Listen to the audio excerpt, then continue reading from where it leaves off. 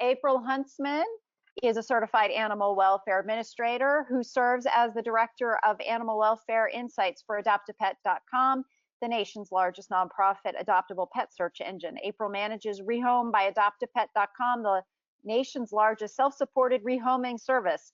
And I can tell you the last couple of years have been, or since COVID hit, the last couple of years have been pretty crazy for her and the team. That's for sure, at least what I'm hearing. Her credits include implementing sustainable social enterprise models, developing at-risk animal population programs, and administering no-kill community partnerships. April's been in the animal welfare industry for over 20 years and has worked for both local and national animal welfare organizations, including Maricopa County Animal Care and Control, Salt Lake County Animal Services, Best Friends Animal Society, and the Michelson Found Animals Foundation. April lives in Utah and is the proud mother of 3 rescue dogs. So as a dog person, thank you for joining us today for that. April, I pass the mic over to you. Thank you. And before I was a dog person, I was a cat person. I did have 7 cats at one point. And then all my cats passed away. I now have my dogs. And I'm just going to be honest with everyone. When these guys pass away, I'm headed back to cats. I don't know what I was thinking getting dogs. So I'm super excited today to talk to you guys, to everyone about all of the stats that adoptapet.com and Rehome by adoptapet.com has been collecting. So here's a quick kind of what to expect for today. I'm going to talk about some national statistics around cat ownership and acquisition. Just some of you may already be very familiar with the national cat stats out there, but I thought we should at least quickly review them. And then I'm going to talk about adoptapet.com supply and demand. And there's a lot of data we have around understanding supply and also understanding demand, at least from the perspective of adoptapet.com. And then the last slides are going to be all around Rehome and the boatloads of data that we have that we've been collecting around pet owners, specifically cat owners rehoming. And then I've also got some interesting data showing how there's some differences between people who are rehoming cats and people who are rehoming dogs. So we'll get started into cat ownership. And, you know, this is really interesting. Cat ownership, these are in the millions. So in 2000, according to the American Pet Products Association, there were roughly around 69 million cats owned. Now, this doesn't include those loosely owned cats where people, you know, maybe are just feeding them or don't really consider them theirs. But back in 2000, we had 69 million. And you see, in the early 2000s, there was this big jump where now it was estimated, you know, by 2004, it was 90 million. And that's kind of remained the same. It kind of bounces up and down, but basically cat ownership is not going away. People are continuing to own cats, which is great for all of those kitties that are coming through shelters and rescues that do need to be adopted. And then the other interesting piece about cat ownership is the age of the people who are owning cats. And what you can see here is millennials and baby boomers actually they contribute to the highest new cat ownership because they're acquiring more than 1 cat, which I think is really interesting that the average number of cats per household has gone up. But this is just an interesting slide to look at pet ownership by age, broken down by millennials, Gen X, baby boomers, and those over the age of 71. Now, this should say cats, sorry about that. 94 million total number of cats in the US in 2020 is what it was estimated. That's, of course, up from the 89 million the year before. 42.7 million households are keeping cats in the United States. We have 35% of all US households have a cat, so that's 1 in 3 households. So every house you drive by, count every 3rd one, and there's definitely a cat in that house. There's a 20% increase in cat ownership since 1988. Now, this cycles up and down, but 29% overall increase in cat ownership since 2000. So when we look at since 1988, it's 20%, but we've had that 29% increase since 2000 average per year. And then the average number of cats per household is now just over 2, whereas in previous years, it was actually closer to 1.5. So more households have multiple cats now. This is a really great graphic showing where are the cat owners. So those states that are highlighted in green, those are the top 10 states having the highest population or percentage of households that own cats. So if you're in Idaho or Wisconsin, Indiana, Arkansas, Kansas, Iowa, West Virginia, New Hampshire, Vermont, or Maine, the households there have the highest percentage of cat ownership, while the ones in orange have the lowest percentage of cat ownership. So households in Colorado are less likely to own cats than the households in Kansas. And so this can be really interesting depending on what state you're in, to understand, how easy is it to place a cat? What's the demand for cats in those areas? And then all of the gray states are just, the 30 states that fall in the middle. But I thought this was worth calling out, that there's really not a regional area where perhaps cat ownership is higher or lower. It's kind of all over the United States. So we're going to talk a little bit about national cat acquisition. So where do people actually acquire their pets? And once again, this is the American Pet Products Association. So the way that they collect their data is they do a lot of surveys, and then they do some data modeling to do some predictive numbers of where all the cats are coming from. So 31% of the cats that are being acquired, at least in this survey, were acquired through a shelter or rescue organization. Then we have 3% came from breeders and 3% came from a pet store. It's hard to know if the pet store, if they're talking about, is a PetSmart, where they adopted a cat from a local rescue organization that's at PetSmart or Petco or something like that, or if they actually bought the kitten from a pet store that was selling kittens. We have 25% are acquired through a friend or family member. And then we have 25% are acquired as strays. I'm sure that's not surprising. And then 13% were acquired through some other way. So this could be inherited from a death in the family. It was left behind when they moved in, or also a litter was born and they decided to keep one of the kittens from the litter. So when we break down the numbers of how many cats there are out there, and then we take those percentages, what we know is that roughly around 29.2 million of the cats that are owned, people are actually claiming in their survey that they own, come from shelters or rescue organizations. And if we want that number to go up, or if we want that number to remain the same, we need to retain our adopters, basically, because those are the people who are adopting a cat by going to a shelter or rescue organization. And then we have just under 6 million, 5.7 million, that were acquired through a breeder or acquired at a pet store. And if you want, if we want people to stop purchasing cats, maybe purchasing that Sphinx cat or that, purebred ragdoll, then of course we would want to convert those purchasers over to adopters. And then that last number, which is the biggest number for cats, just under 60 million, are acquired through strays or through a friend or by some other means. And I think we've all agreed that it's totally fine for people to acquire cats from friends or family members, or if they find a stray and they decide to spay it and keep it. But if we want to decrease the number of strays that are out there, then of course we have to decrease the number of litters. And we're going to end up talking a lot about litters because of all the data that we see on Rehome. But this is kind of the national statistics around cat ownership and cat acquisition. So now I'm going to talk a bit about adoptpet.com supply and demand.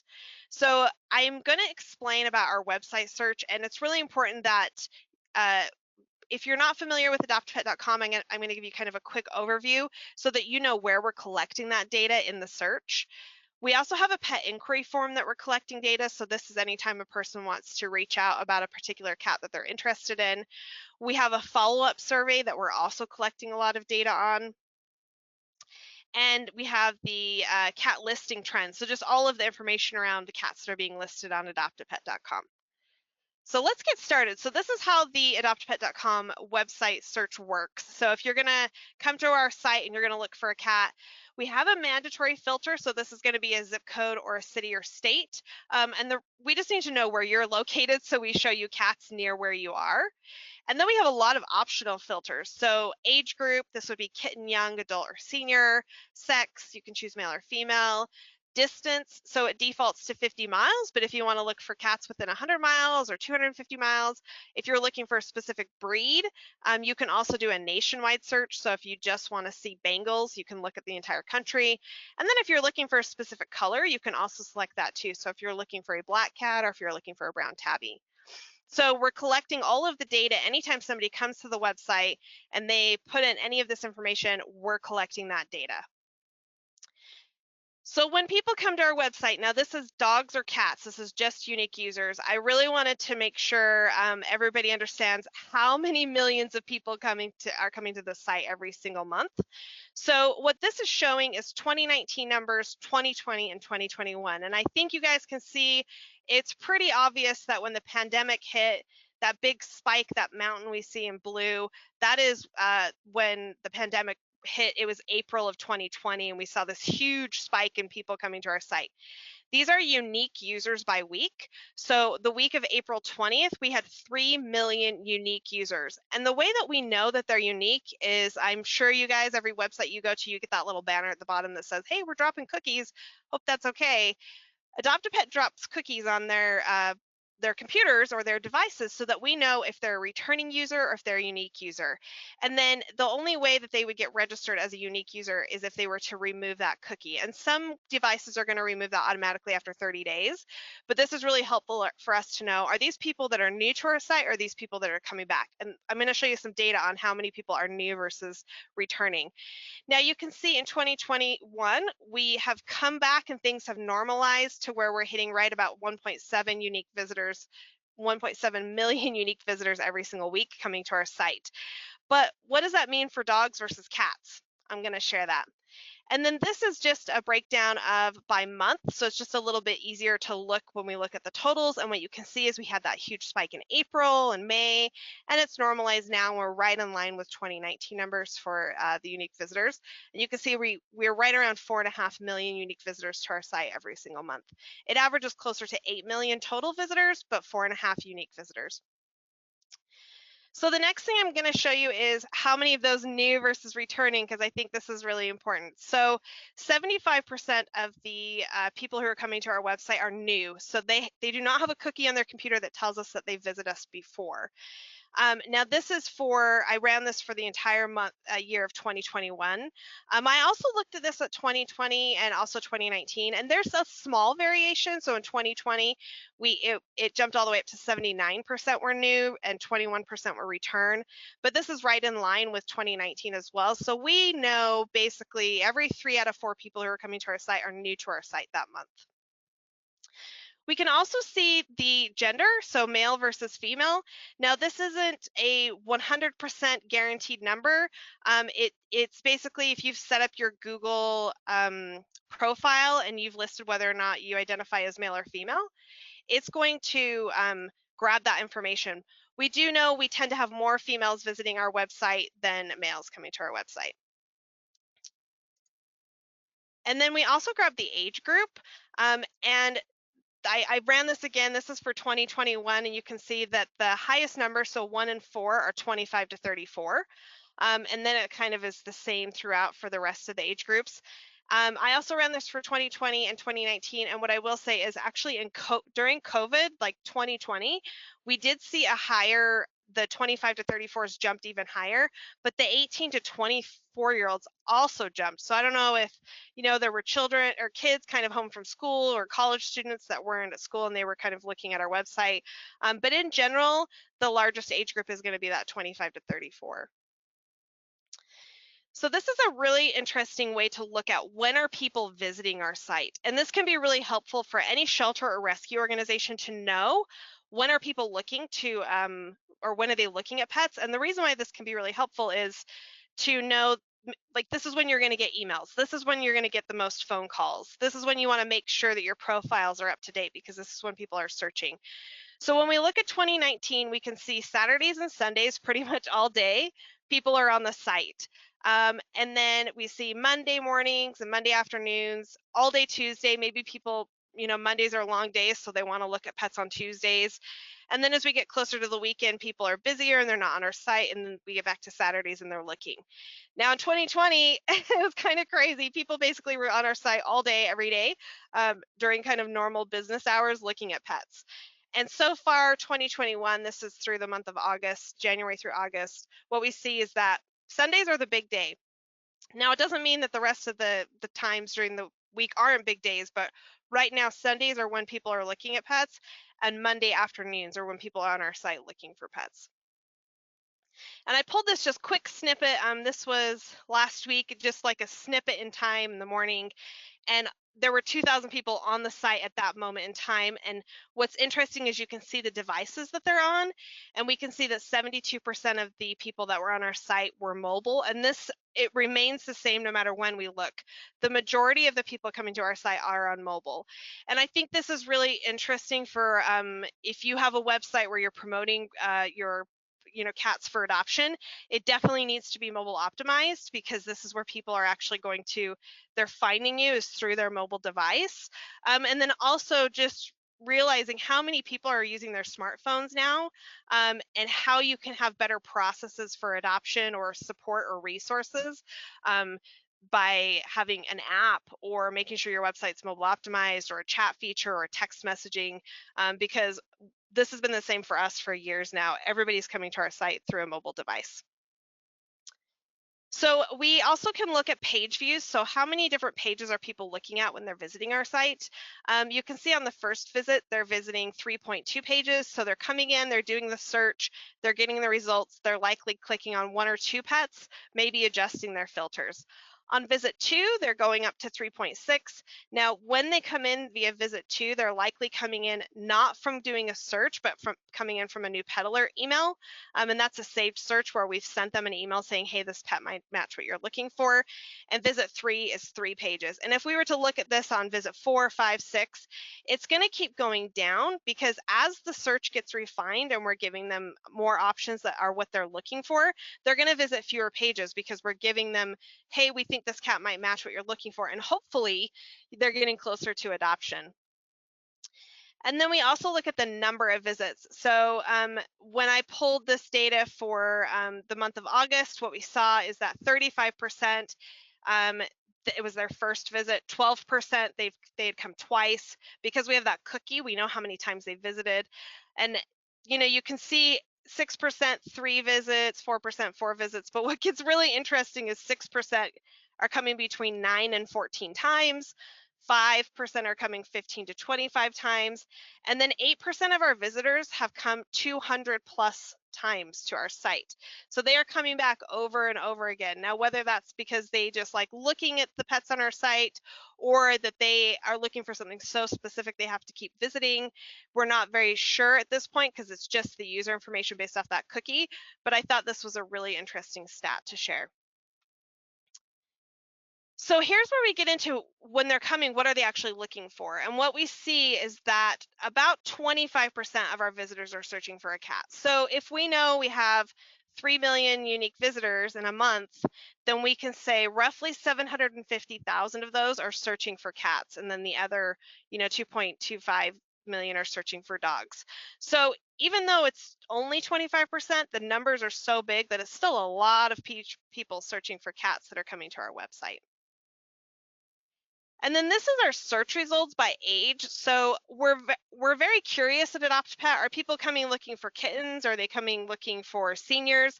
And what we see here is that most people that are coming to our site and looking for a cat, they're not actually looking for a specific age. 60% or more, depending on the month, don't include an age on the search. The remaining do include an age, and you can see there it's primarily kitten, followed by adult or young and adult. But this is great news, because I think we often think that people are always looking for a kitten, but what this is telling us is that no, they're not actually necessarily coming to our site and are very attached to what age of cat that they're going to adopt. They're just coming in to look and see what's available regardless of age. So the pet inquiry form, we're collecting a lot of data on that, and I just want to share how that data is collected. So if you were to actually click on a pet on our website, so this is a kitten named Sawyer, and if you were to look at his profile, you would see this green button that says Ask About Me. And when the user clicks on that, we ask them some additional questions of, what describes their household and kids and current pets. And then you can see here all of the different information that we're asking, how many kids are in the household. The reason why we ask this information is we send this out to the rescue or shelter. And this is kind of a way for us to tell you about the person who's interested before they reach out to you. So here's the information, here's what we know about this person. But it's also, of course, helpful for us to collect data on the people that are using our site to better understand what are the demographics around that person, and just more information on that person. So once they click that send inquiry, then basically we send that information to the shelter or rescue.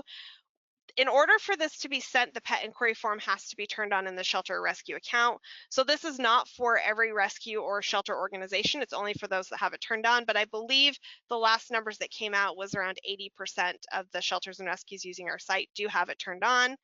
And if it's turned off, then just the phone number of the shelter or rescue is displayed instead. So we can't gather any data on that. We know how many people are clicking on that, but we don't know any information about that particular user, and we don't know if they actually made the phone call and if there was any follow-up.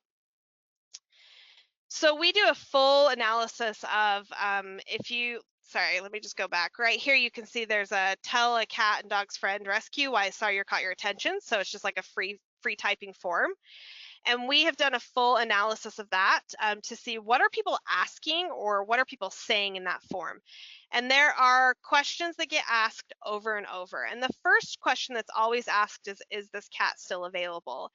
And we've heard from organizations that they get frustrated when our users are asking, is it available? Because it's like, well, of course it's available, it's on the site.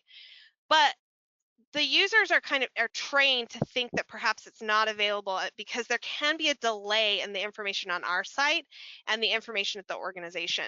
This is more true of shelters than of rescue organizations that may have the cats for a longer period of time, or also may go in and manually remove.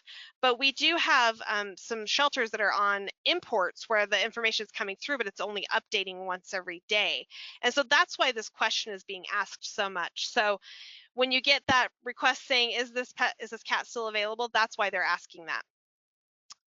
They're always going to ask about the adoption fee. We of course allow you to put the adoption fee directly on Adopt a Pet, but people want to know, what's the adoption fee? And sometimes it can be a little irritating when somebody's like, well, how much is the adoption fee? How much does this cat cost? But I think people just want to know, is it a $25 adoption fee? Is it a $150 adoption fee? They want to know what to expect with the adoption. They also want to know how old the cat is. On Adopt a Pet, we use age groups, so kitten, young, adult, and senior, and you can also put in the age, but oftentimes if it's coming through an import, it won't have the exact age. So they want to know, do you know approximately how old this cat is? They want to know, is the cat good with other cats? And I think this plays into those national statistics of more people are owning more cats per household. So they want to know, do you know, is this good with other kitties? And then more information, please. I realize there's only 5 here and it says top 6 questions asked. So my bad there. There's just top 5 questions asked. But the last one is just they want to know more information about the cat. What do you know? What can you tell us about the personality? The more information, the better for them, because they want to know what they're getting into if they choose to adopt. Want to talk a little bit about how pet photos impact your inquiries.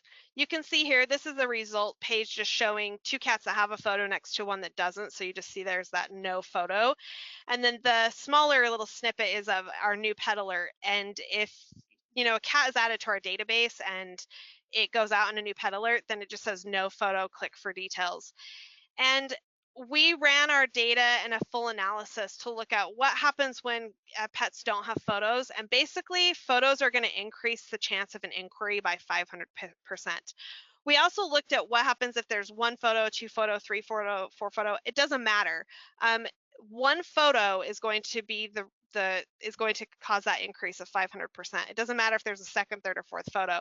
So takeaway here is get a photo of every single cat in your care, cat or kitten or dog, if you also have dogs as well.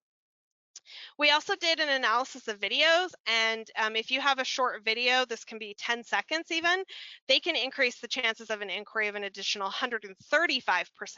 So 1 photo and 1 short video are definitely going to help that pet get an inquiry. And I often will recommend, get a photo on every single animal, but if you think it's going to be a cat that's going to be in your care that may be more difficult to place, just take the time and get a 15-second video of that cat doing whatever it is that cat does, whether it's laying around, it's playing, because that's going to really help showcase that cat. And then the last thing is just that lack of photos can impact your image with the public. We did a survey. We're always doing qualitative research at Adopt Pet. So we sent out this survey and asked all sorts of questions about profile completion and reputation and whatnot. And these are actual quotes. One person said, in this day and age, not being able to take a quick picture of a dog, even in their kennel, is unacceptable. This applies to cats as well.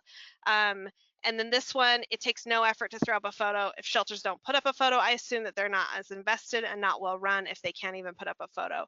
Now, I know sometimes there's no time to get a photo, but what's interesting here is the public's perception of what it takes to get a photo is that it should be very quickly. And it should be really easy to do. I know that's not always the case, but I think this is really interesting of how not having a photo can really impact the image that the public has of your organization. So on the pet inquiry form, we ask all of those questions, and here's all the data we're collecting. 68% of the pet inquiry forms, they own their home, 75% are in a house, 62% have pets, 46% have children, and of those, 37% have one child, 43% have two children. And when we look at pets, we can see here that sorry, I gotta move my thing out of the way. 72% of those own cats and 26% of those own dogs. So when they say they own a pet, 72% of those actually own a cat, which is really interesting. So this is the pet inquiry survey. So if they fill out a pet inquiry form, we're going to reach out to them 2 weeks later about that specific pet and say, did you actually adopt this pet? So this one is, have you adopted Cupcake? If they click yes, we give them some congratulations messaging, an opportunity to share their story, and then links to articles related to bringing a new pet home and also acclimation. But if they say no, we actually give them another survey asking them, well, why didn't you adopt? If you can't see the trend here, adoptapet.com is very interested in data and collecting as much data as we possibly can. So when we ask them, why didn't you adopt the pet? These are the responses that we get. So 21% are saying they didn't get a reply. 7% are saying, I didn't know where to go to actually get the pet, which tells me they also didn't get a reply because they didn't get a reply of telling them where to go. 4% had their application completely rejected. 23% adopted a different pet, which is okay. They probably sent inquiry forms on multiple pets. And then 45% selected other. So when they select other, we actually, they can type out why they didn't adopt this pet. So I threw all of their reasons on the other into this word cloud, and what you can see is people are saying, I went to a different shelter, I got from a private person, I went to a breeder, I bought a dog, I went to Facebook, or I bought a cat, I found a cat. And when we then surveyed the others and said, why did you go to a breeder? Why did you buy one? Why did you go to Facebook? Why did you go to Craigslist? We heard back once again, I never heard back from the shelter or rescue, or the pet was already adopted. So I had to find a different pet to adopt. And what I think is really interesting, I just did a big virtual adoption event on Friday, and so many people in there were just saying, I email and I never hear back. So this is a big barrier between supply and demand, is even though we have the supply and we have the demand, there's a communication barrier where people are not hearing back. So I won't get on my soapbox too high here, but basically people don't hear back, and so then they don't have any option but to go wherever it's easiest to acquire a pet, a cat. So these are the cats that are actually on our site. So if we look at this, we can see in 2018, we had more cats added. In 2019, in 2020, the pandemic hit, we had fewer cats added to our site. 2021 still hasn't gotten back up to those pre-COVID numbers, but you see there's always this natural trend in pets being added to our website where it's lower in the earlier months and then it goes up higher and then it maintains until the end of the year towards the holidays. There's basically a consistent trend in cats added based on the time of year, which I think we all know there definitely is a seasonality to cats.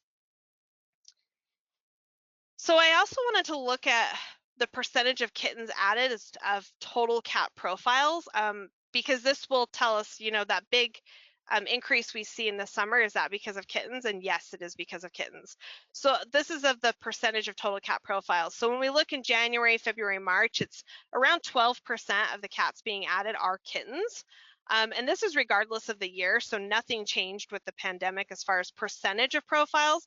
While we had fewer profiles added, it remained the same, that around 12% in the beginning of the year were kittens. And then what we see happen is that jumps much, much higher in June, July, August, where it's closer to 25-28% of the profiles being added are kittens. And then when we get back to December, it drops down. So this is definitely kind of the bell curve of kitten season that we're seeing, at least on the supply that we see on our website.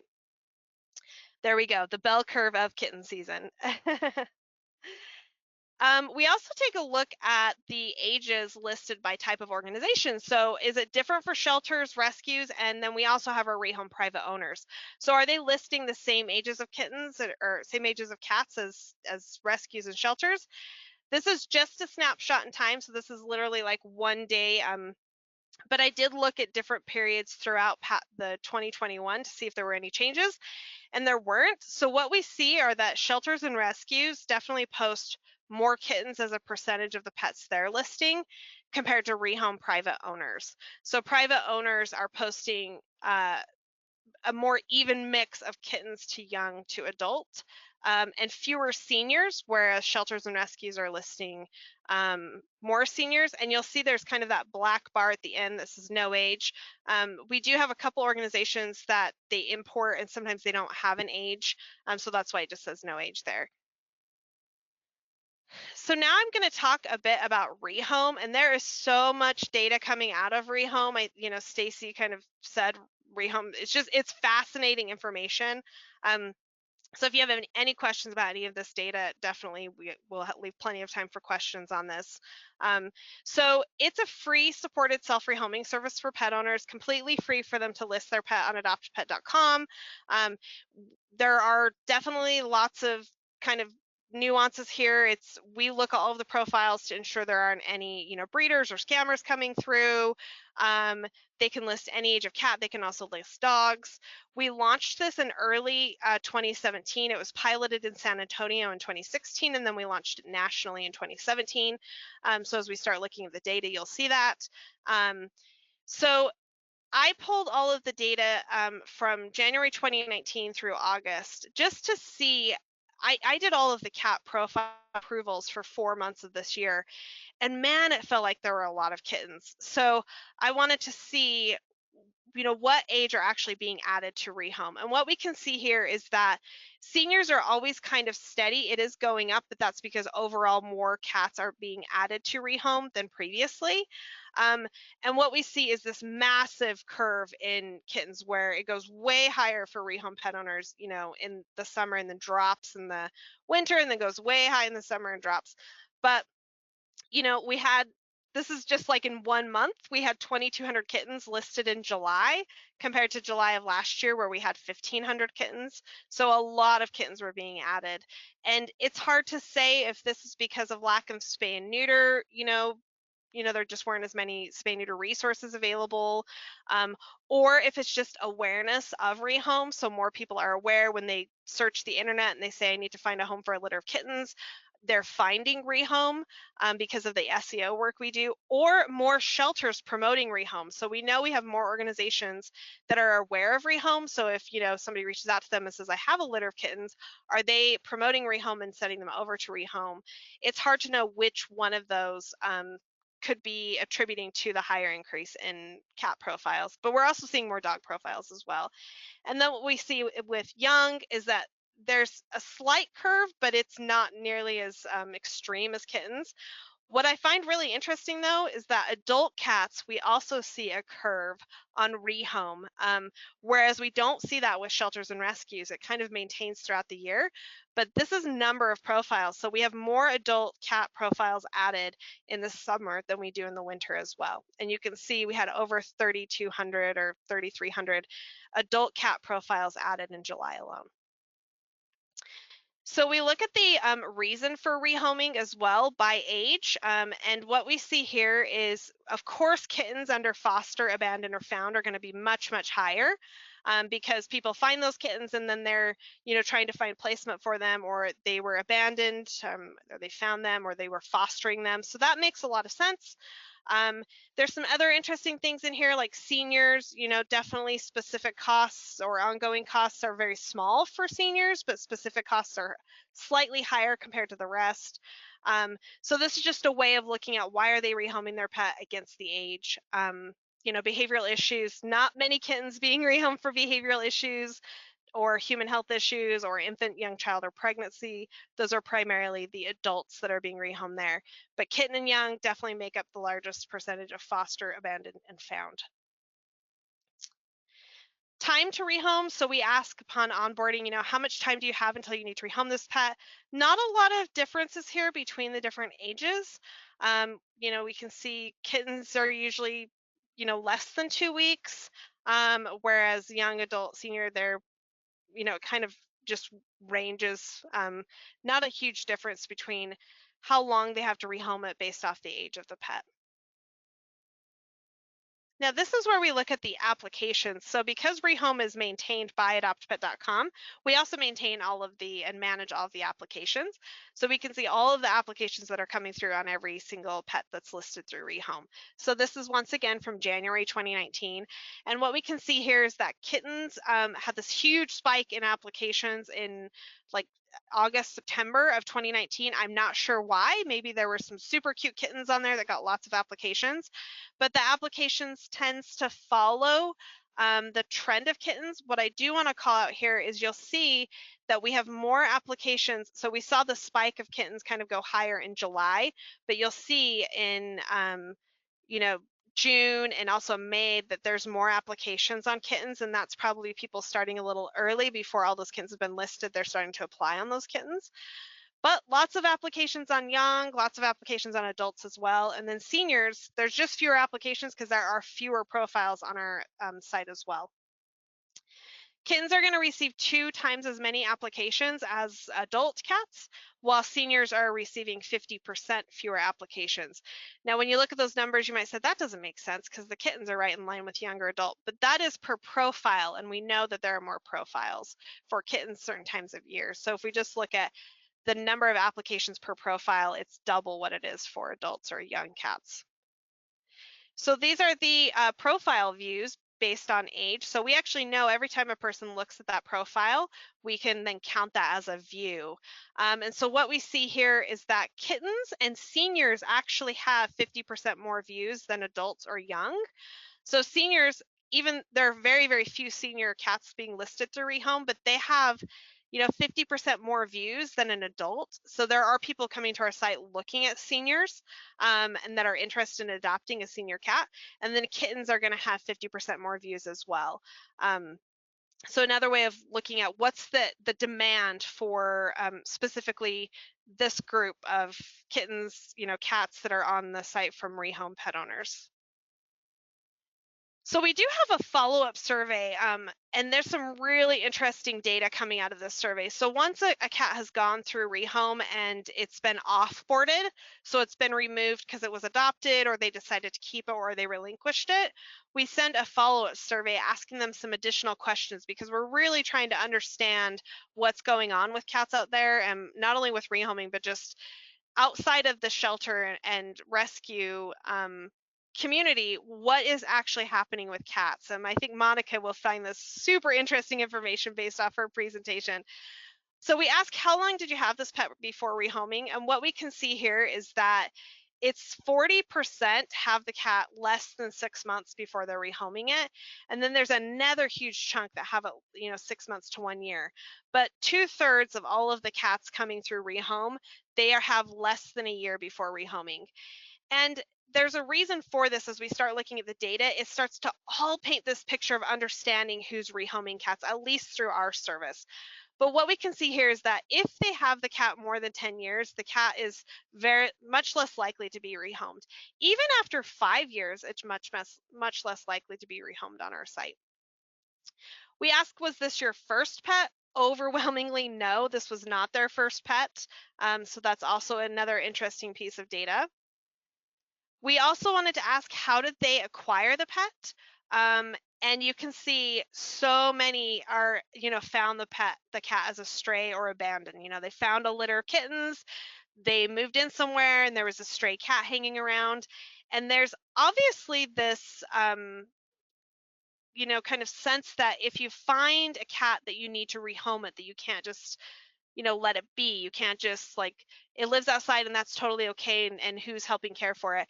We see over and over and over again in the profiles that come through Rehome where somebody has been caring for a cat in their community for a long time and they're moving. And so then they think they need to find a new home for the cat rather than just working with their neighbors to, leave it behind where it's comfortable. They'll say, this cat's been living outdoors and I've been taking care of it for 5 years. Now I'm new moving, so I need to rehome it. We also see another large portion that were acquired through a shelter or rescue that needed to be rehomed. And then the third highest is they inherited. This is either through a death in the family or somebody going into assisted living. They're inheriting these cats, a cat or multiple cats that they need to rehome. Very few from breeders, very few acquiring on social media, and very few acquiring from gifts. Now, if we were to look at this against dogs, it would look totally different for dogs. So this is where it's really, I think it's just important, and I'm sure we all agree, to look at species very differently. We can't apply the same services, we can't apply the same thoughts around cats as we do with dogs, and we have in sheltering. I worked in shelters for many years where you kind of treated them the same, but people that are acquiring cats and rehoming them, it's very different than dogs. So we asked this kind of question that's trying to address, what's the true issue. So we asked, why are you rehoming your pet? Is it primarily because of issues with this pet, because of issues with your life circumstances, or is it neither? Are you doing this because it was a stray or someone else's pet? And what we see here is that, there are a percentage, 1 in 4, that they're having issues with the specific pets, the specific cat, so they can't keep that cat. And then we have another quarter that they're doing it for someone else or they're rehoming it because they found a stray. And then we have this section in the middle, which is 50% saying, my life circumstances don't allow me to have this cat at this time. We asked them the main reason. So we have that reason that I had mentioned earlier. That is during onboarding. This is actually during offboarding. So it's a slightly different question. And we can see that family dynamic changes are fairly high, moving landlord issues. We see too many pets. We've got this big other reason. And then number one reason under other reason is it was a litter of kittens that I found or that my cat had that I'm rehoming. Now, if they say they're moving, we ask a secondary question of why couldn't you take this pet when you're moving? Is it too expensive? Landlord has issues. New place does not allow the pet. It's too far away or it's not suitable. And what we see here is people are moving where they can't take pets. They're moving where they think it's too far to travel, so they're uncomfortable taking the cat with them wherever it is that they're moving to, or that it's not a suitable environment for my pet. So this, for dogs, a good example would be a husky. They live in a house and they're moving into an apartment. With cats, it could be that they're moving in with family and they already have 3 cats and they can't bring their cat. But it's not, it's too expensive is not the number one reason. And even the landlord issue, is the 4th on the list when we look at the largest volume. We do, if they say that they had to rehome because of behavior, we do ask what is that behavior issue, and the highest number here is it does not get along with the other animals. It's too active or just doesn't get along with the other animals in the household, followed by aggression. Elimination issues, though, we hypothesize that would be a really high one. That's just not one that we see as much. Or catching, scratching, destructive, not as frequent, as that does not get along with other cats in the household. We also ask them, how was your experience leading up to making the decision to rehome your pet? And here's where I'm actually going to show you some differences between cat and dog rehoming. With cats, what we see is, yes, there are people that agonize over it, but there are also people who are like, I didn't agonize over it. It is what it is. Whereas with dogs, we see they were extremely agonizing over it.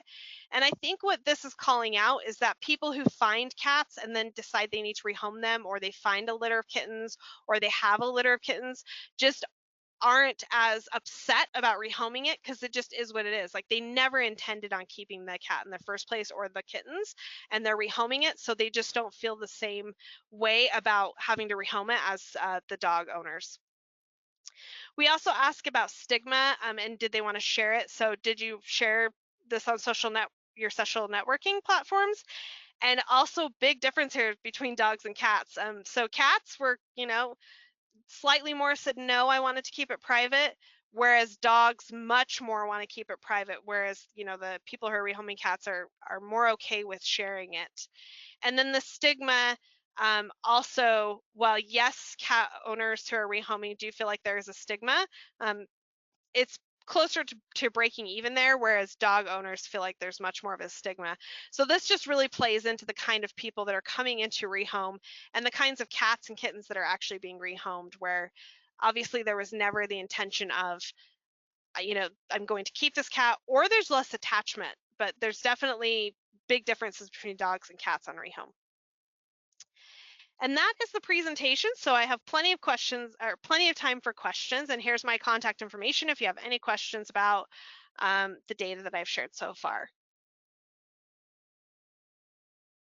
So the organization uses Shelter Love, which automatically uploads to Pet Finder. Does Adopt a Pet also offer that? We do, yes. Yeah, just reach out to me, april@adoptapet.com. I'll send you the instructions on how to set it up. Fantastic.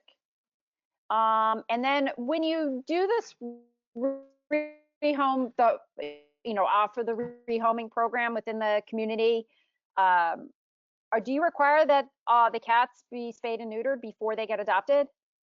We don't require that for onboarding. We do require that of the adopter. So we do have a legal binding adoption agreement that the pet owner is going to sign and the adopter is going to assign. And if the pet owner has listed a pet that's still intact, part of the agreement will say, I will have this pet spayed and neutered within 30 days of adoption. Now, because of the issue with finding places to actually spay neuter right now, we've extended that to 60 days. But I actually do the follow-up. So at 30 days, I do a follow-up and say, hey, we've extended this to 60 days. But if you've already got it done, here's the form to give us the required information. And then at 60 days, they basically get an email from us with a way for them to submit proof that they've had the spay and neuter done. We haven't had a problem with this. I think it's because a lot of people coming to adopt a pet just assume they're adopting a spayed and neutered pet. They're not coming to buy a kitten to breed. So that it hasn't been a problem for us. On occasion, we will get a pet owner though. This is, I do not want my pet spayed or neutered. We want this cat to have kittens because she's so beautiful. And if that happens, we just pull the profile from our site and just let them know that our service is not for them, that they should find a different service. Got you. Two follow-up questions with regards to the rehome service. One is, have you ever run into an adoption program or a small rescue group? Maybe maybe their board is aging out, so to speak. I mean, there are a lot of small rescues that the board members and the people who are doing the doing have been there for 20 plus years. Maybe they adopt out 50 or 100 cats or kittens a year. Do they close up shop and then just refer people to this site? And I believe if you do have this on your site, there is a sort of a fundraising capability too, right? Yes, actually, we do have organizations that are like, you know what, let's just refer to Rehome. We won't even get into this anymore, and let's just, because it does work. You can see the number of applications, you can see the number of views. There are senior bonded pair cats that get adopted through Rehome, so it does really work because of the sheer volume of people coming to their site. The other thing we're seeing are foster finders. So we're seeing organizations say, somebody says, I found this cat in my neighborhood. They'll say, try to find the owner for it, but then list it on Rehome, because we do allow them to list on Rehome if they find it, as long as they've done some things like had it scanned for a microchip and checked with their local animal services. And there definitely is a fundraising component, and it can be quite large. So if you refer to Rehome, if you want to refer and you want that fundraising component, we give you a link that has a very specific ID in it that's associated with your organization. And if the cat gets adopted through Rehome, we send the adoption fee back to your organization. So adoption fees for cats are $30 or $50, depends on if it's special needs or a senior or whatnot. We also bump some cats to $199. I know that seems crazy, but we do have some like purebred Bengals or a Sphinx come through that people are willing to pay that, and we want to collect it and send it to the rescue or the shelter. So if you want to do that and you want to refer and get that adoption donation fee, you just need to reach out to me and I will send you that link.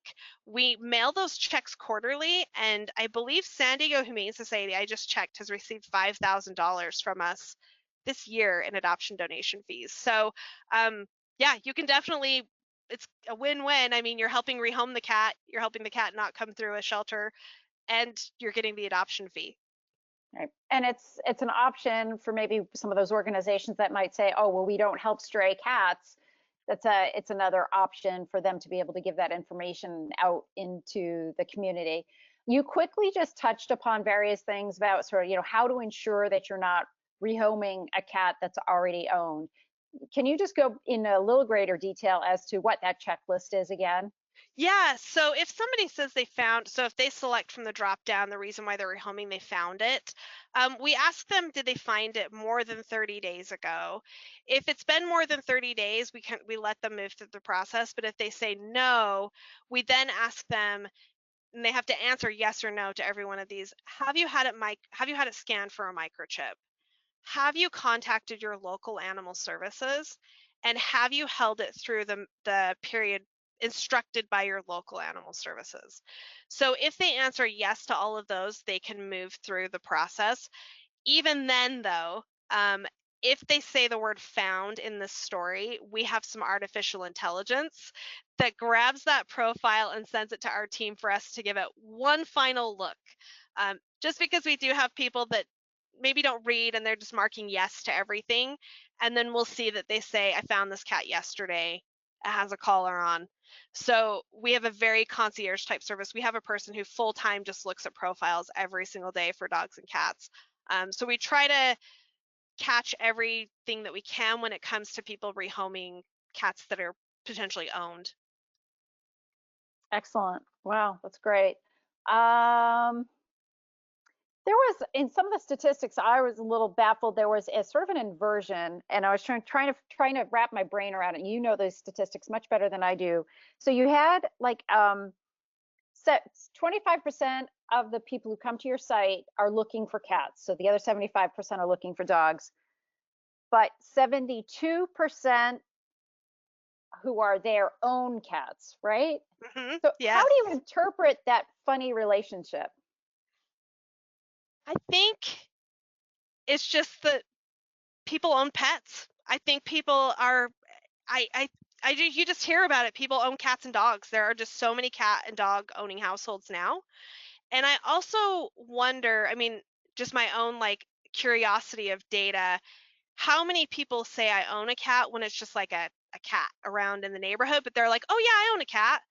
Like, yeah, there's this one cat in my neighborhood that I feed, that I own, whereas maybe it's not actually in the house going to live with the other dog. It is really fascinating, though, when we look at those pet inquiry forms and how many people own cats. And even like the statistics around national data, more people own cats than dogs when you look at like the number of people that own a cat versus a dog. Do you get any information from, I'll call it your community, about their pets and whether they're spayed and neutered? Yeah, most of the people coming to our site, they're spayed and neutered. Because they're looking to adopt, it's in our name, adoptapet.com. It's not buyapet.com, it's not acquireapet.com. And so they are spayed and neutered. We do an analysis. So when somebody fills out a rehome application, there is a why do you want to rehome this pet?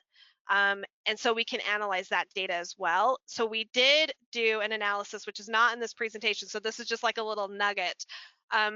And a lot of people were actually looking for a companion for their existing pet.